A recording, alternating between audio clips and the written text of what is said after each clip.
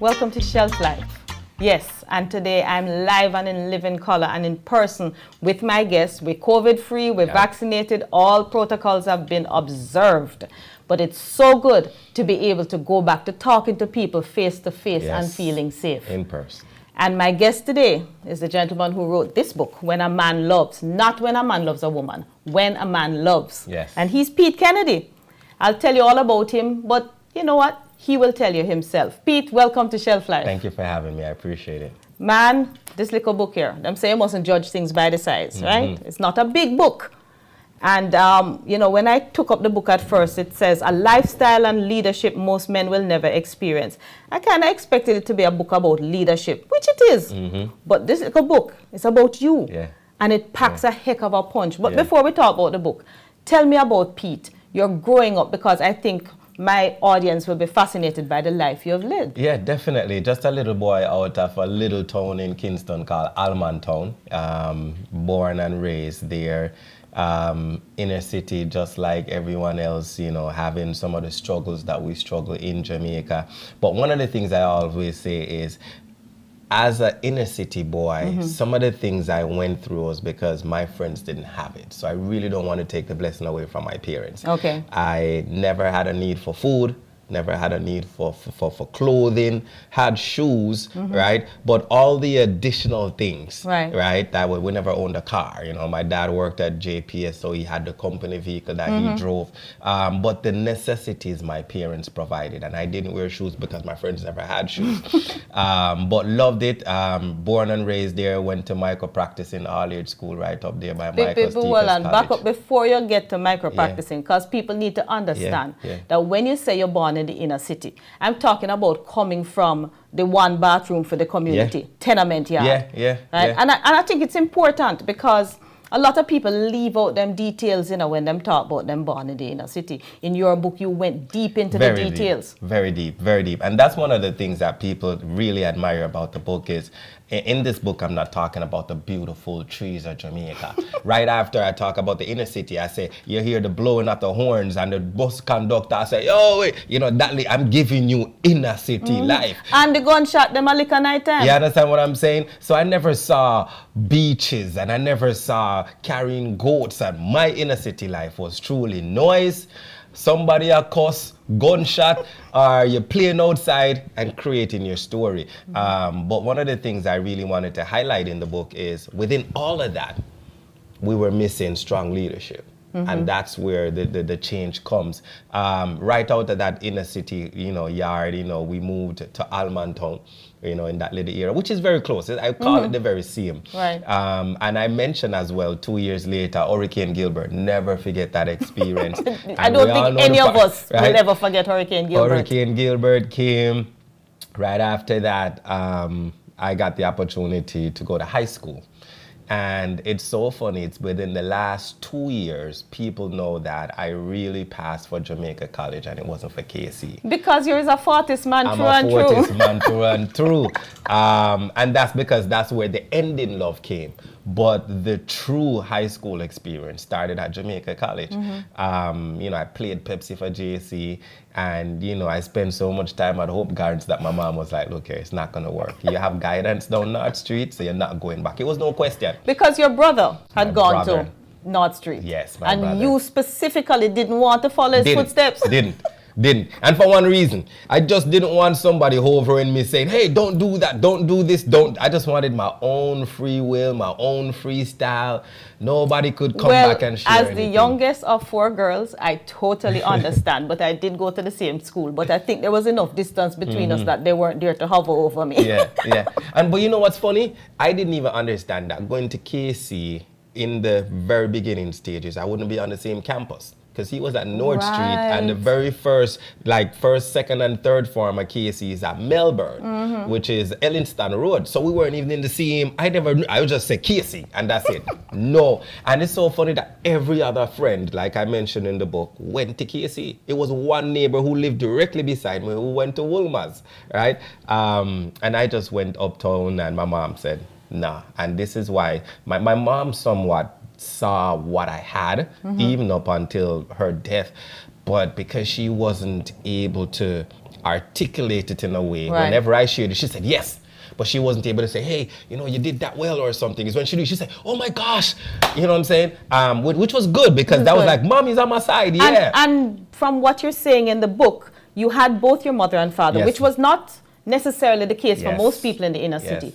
But your mom was still the one who led because your father was, you didn't see him. In fact, you referred to him as not the mama. Not the mama. You remember that cartoon, The Dinosaurs? That's what we called him, not the mama, because we, as boys, we just know he passed us to go upstairs, when he came from work or drove the vehicle. And when he was leaving, he would pass us again. There was no interaction. There was no, my dad hardly spoke. I told people in the book that, the first time he went to a wedding reception, and he took me with him, I didn't believe that was my dad.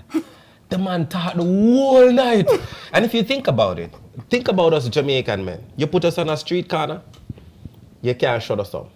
Bring us home, and you find out the difference. And this is where we struggle as men. Because we're living two lives. I want to be vocal, but then in my household, how do I do it and still keep control? Do you think some of that has to do with the stereotype that we've been given where the woman's strong? And I always take serious, and this is really segueing now, by the way, but I'm coming back. I always take serious objection when people say, oh, but the wife. But so the wife wanted. I'm like, no, there are two of us. There are two of us. The decisions aren't just made by me. There are two of us, because that whole stereotype is not my situation. But not only that, it's an easy way of us escaping to have the conversation. Yes. Just say the wife. Just say it's fine. Go ask your mother. Okay. Yeah, it's always on your mother. Yeah. Now you said that, and this is a statement that I found controversial, and some people going to find controversial. I believe Jamaica's music, society, culture, and men do not set up youth for success. It was good old dancehall music. Explain that. The reason I say that is when we talk about music, and I've listened to many artists in Jamaica and outside of Jamaica, music is an art. And as music and an art, people also write music just as we are authors from our experience, things we go through. We share these things in regards to this is my journey. Doesn't necessarily mean that you and I need to take up this song and make it our lifestyle. And I say that because in our inner cities in Jamaica, we do not have leaders like myself and you who can look at a youth and say, hey, that's a great song, let's dance. Yeah. You mean like the one you referenced, Nuff Gal, Long Gal in a Bongo? That very same one, right? No, Judith, right? If you think about it, you know Almontown. How far is Jungle from Almontown? Right How far is Rima from Almontown? Round the corner. How far is South from Almontown? Every single area. Because at that time, Beenie Man was with Shocking Vibes. Shocking Vibes was in Anatown. Right. So he was singing of that community. Right. I'm a backyard. I played soccer in Rima. I played soccer in Jungle because I played for Central Kingston Corner League side. So, you have to play the surrounding communities. So when Beenie Man sing that song, it's like I knew it every single line. And you took it to heart. And it became my lifestyle.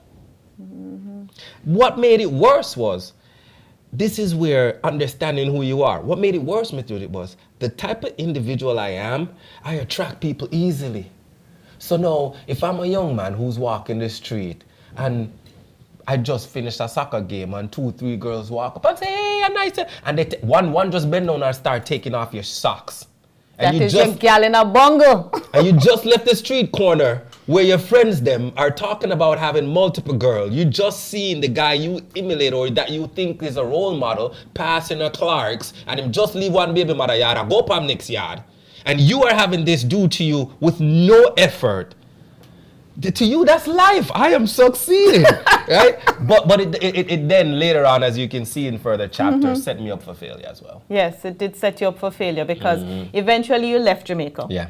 And you came to the States and you were in Chicago. I'm going to tell you, when I got to that part of the book, I was like, wow, boy, I was a gangster. Like, me no mean baby gangster, I mean real gangster, and that your life took that turn. Yeah. Because you said that your brother Marlon stepped in pretty much as the leader that you emulated. And he tried to keep you out of this direction, but he was in Jamaica with your father, and you were up here with your mother, and you were in Chicago. So you get where? I get to, but here's one of the things that Marlon couldn't do so much.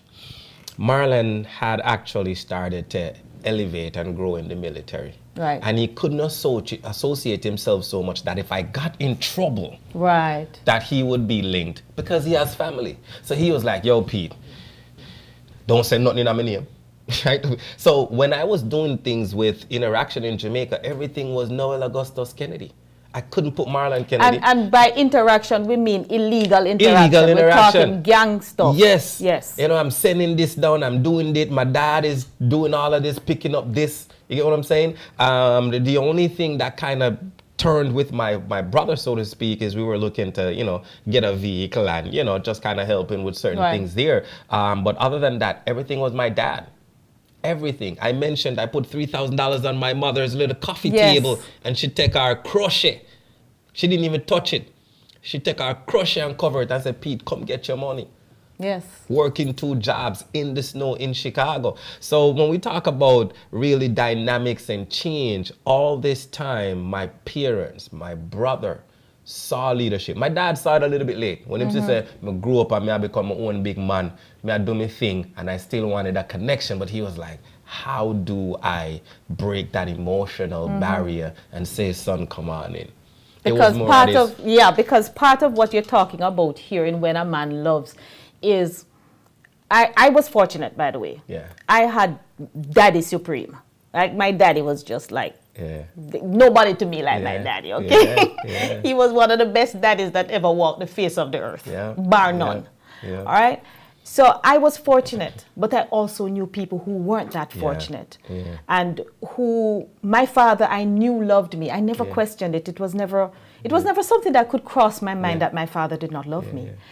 But I knew so many people like you who, in retrospect, you realize your father loved you, but they never said it. They never really showed it in a tangible way. You had to kind of assume it or figure it out that, well, since there's a roof over my head and he's providing food, he must love me.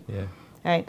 So all of this in your life, how did you end up turning that to this place where you became this man who understands what it is to love and who changed his life so much that you are now a coach, a life coach, leadership coach, and teaching men and young boys what it is to love and what that love can do? The aha moment came when I went home one day from lunch. This was the real aha moment. Everything else I was getting inclination. Went home for lunch. I worked just 7 minutes from home. I was managing one of the biggest banks that's in the U.S. And still running your still running around. Still running I your was drugs. A deacon in the church, armor bearer. And still running around because I was programmed that way. So get home, and when I get home, Judith, there's a U-Haul truck in my driveway, and you know, didn't bother me because we lived in a neighborhood where me and my neighbors get along. The type of person I am, I talk to everybody. So I figured it's one of my neighbors. Get to the front door, and the front door is cracked open. So now the Jamaican kicking at me, who are going at my house. Went round the back, and when I get around the back, there's a sliding door that is transparent, you can see through it. And there's 2 guys moving out my bedroom set. But I've stolen in the past. I was once a thief, and I know so thief look when them move your stuff. No man, a smile and a joke, and it seemed casual. So now I'm like, this is strange. I go in the house, 3 minutes later, find out that my wife at the time is moving out without my knowledge. Moving out. When I say I drop, like what? Moving out. And I literally saw myself like this. And if you think about it, if I were to get up and walk like this, I'm imbalanced. I can't function like this. Right. Get what I'm saying? And in that spectrum, I saw myself business-wise, I was growing. I was knocking heads in the business, making it happen, growing. Kind of, you know, using now the leadership piece, but only at the professional level, doing it. And personally, I was dying. dying, and I stopped literally said, and this is why when I say people sing songs, they're art, but when you can connect to it, Michael Jackson says, man in the mirror, that's when I really saw, literally when people say look in the mirror, and telling you like Judith, I saw myself in a mirror like, yo Pete, this ain't gonna work. You saw everything. You saw the gunshot that you got, you saw everything, your whole gangster life. Everything. And you saw what you could be. So talk to me about the John Maxwell connection, because the John Maxwell connection was a big part of who you now are and how you got to this place of lifestyle and leadership. When we have to accept people in our lives, and I want to say, I'm going to call his name, big up to Bishop Paul Little, who introduced John Maxwell to me. Saw this thing in me as I was bouncing around, and you know, he says, hey, I want to develop you guys. John Maxwell is a Christian first, pastor. So he was doing some work within the church and, you know, put out this book, Developing the Leader Within You with a course. And, you know, the Church of God at the time said, hey, you know what, we're going to use this and try to help develop our ministers and leaders. He brought it to the church. It was only 3 of us that sat in that specific small session. And when I tapped into it, I was like, yo, Bishop, this is it. He's like, what? I said, I want to become a motivational speaker. He's like, yo, really? Just talk to people? I said, yeah, man. I said, look, every time I talk or whatever, people listen. People listen. I said, it could be a joke, people listening. I could be telling people to get up and go take up trash, people listening. So the moment I grab that mic, people are listening. I want to do this stuff. He's like, all right, cool. How do we kind of... And then, you know, we have to love people for the moment. I love him dear to death, but he was there for that season. Right? Because then when John developed and I stepped out and I started digging more into John, and, you know, things are kind of like, hold on, you're moving. Now this started to happen. Right. Yeah, the gap.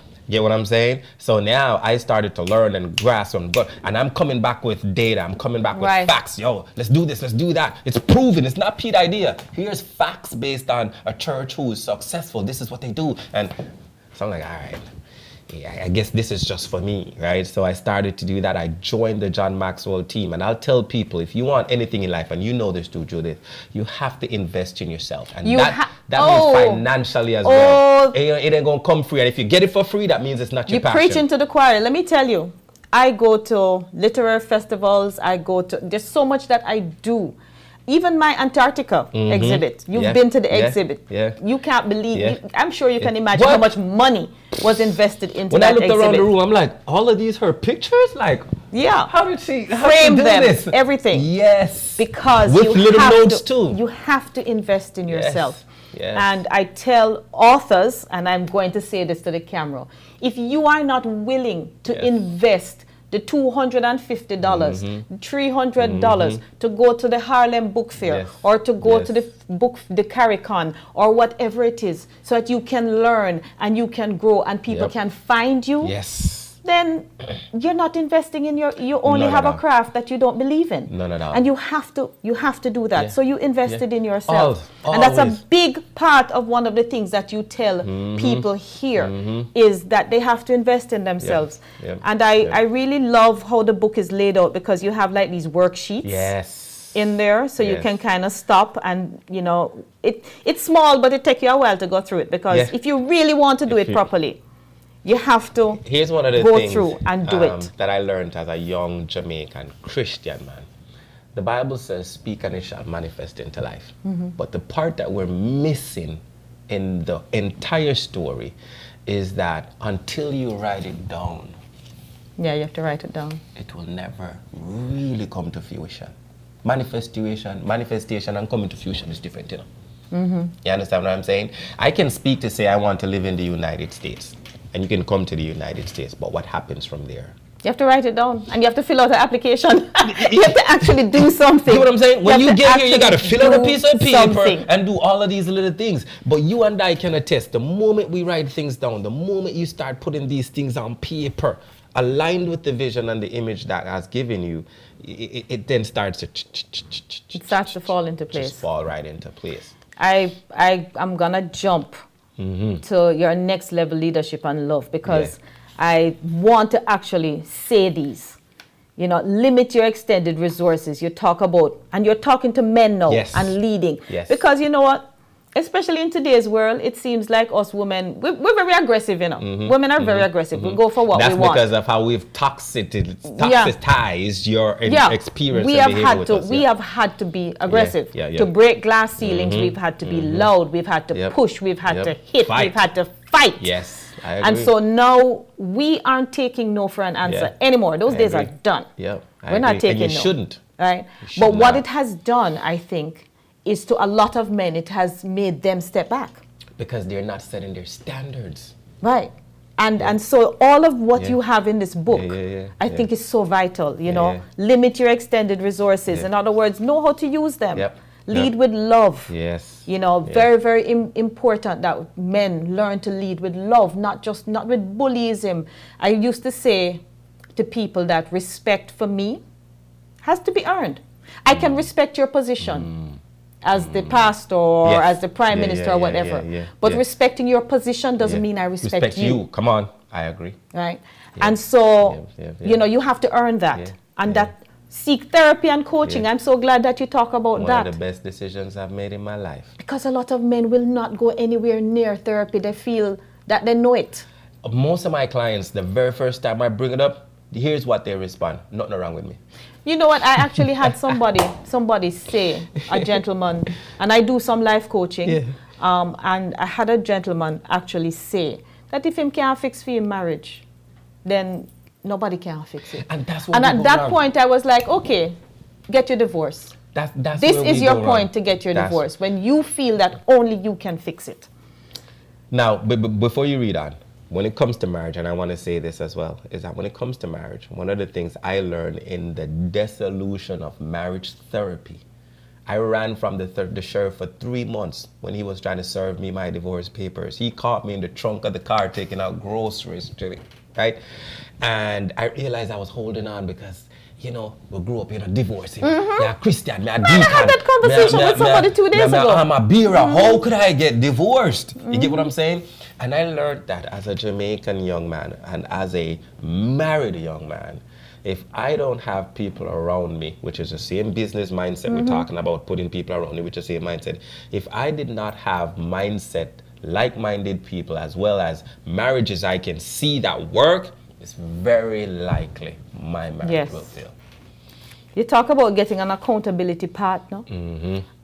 Developing strengths and leading with love, integrity, and honesty and trust. Ladies and gentlemen, I'm telling you, when a man loves. So before we wrap up, where do we go from here with this? Actually, before you answer me, I envision you in Jamaica, back in Almontown, back in Hannahtown, out in the communities, serving this up like a good meal. That's the plan. I want to say thank you to Patricia. I already have somebody in Almontown working these books like crazy. They're selling like hot bread in Almontown. Every opportunity I get, I send about 20 copies, which is already 10 or 15 copies already pre-ordered. I mean, they paid for it. And I'm just giving back that to the community to say, hey, here's somebody that you can look at. And many times we just don't have that example. So for me, the next move is to take this book to the level where individuals as men, a mom, a brother, a sister, a wife can say, hey, we can do this. And here's an example of how you can do it. And when we actually tie that back, one of the things that I truly want to do, Judith, is I'm 42 years old. And I haven't seen the entertainment industry in Jamaica have any major impact. And that's because we're scared of losing money, or we're scared of what may happen. And we will not lose, we will gain more, because then people will buy more notes and art and have the leadership to follow up. And here's what I'm saying. I would love to have a mastermind class. I'm working with Agent Sasko, who you know I brought here for the book launch. Can I tell you I'm a Sasko fan? Oh, I'm a Sasko fan too. I'm a Sasko fan. Big up Sasko. So where do we go from here? Because I'm thinking workshop. Is there a workshop that goes with this book that you are developing? Yes. So there is a workshop that's actually in the works right now that specifically speaks to the book and those additional activities in the back. But I do have individual or personalized workshop seminars, one-on-one coachings, that if you reach out to me, because I might write something, but then as you understand, We're all created with uniqueness. Oh, yes. But you might need some guidance. I can help you based on your path to kind of get that going. And I have a couple of clients that are actually coming down the pike with this. Here's what's going to happen. Myself and a few others that I'm working with right now, we're going to be the John Maxwells of the Caribbean. Nice. I love it. We're going to be. People say to me right now, Pete, where have you been? And I say, I've been always here. It's just that I've been working underground, getting this together. Now it's here. Because a lot of people are like, yo, where have you been? Where have you been? So that tells me that there is a hunger and a need for something like this. And yes. My husband and I, we are facilitators at Jamaica Youth for Christ. I think everybody in the world knows that by now. And this is something that I would love to bring for our men there. You know, because we work with a lot of inner city kids. Yeah. And most of them aren't even kids anymore, because our Youth for Christ, we have people up to mid-30s there, you know. But they're for people like me, them is still youth. Me too. Me too. But to be able to bring this kind of information, this kind of leadership, this kind of thing where men can understand that love is important, and it's not, you know, soft if you love. No. As a matter of fact, you're tough if you love. There you go. You're much tougher. You're not losing any man card. So the next thing I'm saying, this man card macho thing we hold on to, guys, throw it away. Yeah, throw it away, man. Yeah. My father had one boy. And by the time the dust settled with his second wife and everything, it's 5 girls in race. Okay? It can't be easy. Can't be easy to raise 5 girls, you know. Yeah. And to hear one of the youngest, you know, and we all revere him so much. We all revered Daddy. Wow. Because my father would get up out of his bed. You could go to the party, you know, but him picking you up. Him dropping you off and him picking you up until you got to a certain age. And even at that age, nobody could come to the house to pick you up to go anywhere if him never know them. And I don't just mean know that, oh, that is Pete. I mean them come to the house and know them parents, know where they live. He had a thing where he said, anybody going to kill off my children on the road in the night, it must be me. It mustn't be somebody else, because then I'm going to have to kill off somebody else and end up in prison. My father, I don't remember him taking time off from work for sick. He never bought clothes, because everything was about his children. And it was the kind of love that you talk about in here, where he planned for us. You know, he would get up on a Sunday. You would know that you're going somewhere special, because you would wake up to the smell of chicken early in the morning, and rice and peas. So you know, piling us all in the car. And so when I read this book and I read where you're coming from to where you are now with your lovely family. And how you interact with your lovely family. And the fact that you have decided to share all of that information with us openly and honestly, I think is an absolutely wonderful thing. We're wrapping up. Last words. First, I'd like to say, continue the great work that you guys are doing. Definitely appreciate it, and thank you for having me. But the last words I would want to say is, if there's anything that you can do in this world, is find out who you are. When you do that, the very thing, I was sharing with someone yesterday that I remember they used to show us these footprints and say, you know, this little thing, say, follow the footprints of Jesus. And I said, but what if Jesus wore a size 7 and I wore a size 9? If my footprint goes over that, I just covered the whole of Jesus' footprints, right? And I was like, but is that what it truly means? No. Well, he was saying, I've given you an idea of what you should do to be successful. Create your own. And that is why we all have different fingerprints, right? And I shared earlier, this lady researched me yesterday, and there was 3 Pete Kennedys, but there's 1 Pete A. Kennedy with these fingerprints. When you identify who you are, accept it, thrive it, loving it. And that is why people say, boy, you're crazy. It's cool, because this is going to be crazy Pete. I'm going to die crazy Pete, but you're going to remember this Pete. See? Accept it, love it. Ladies and gentlemen, when a man loves, a lifestyle and leadership most men will never experience. Fantastic book, wonderful speaker. I've thoroughly enjoyed this, and I hope you have too. I'll see you again next week, same place, same time, where we'll get a chance to see what else I have on my shelf, right here on Shelf Life. Walk good.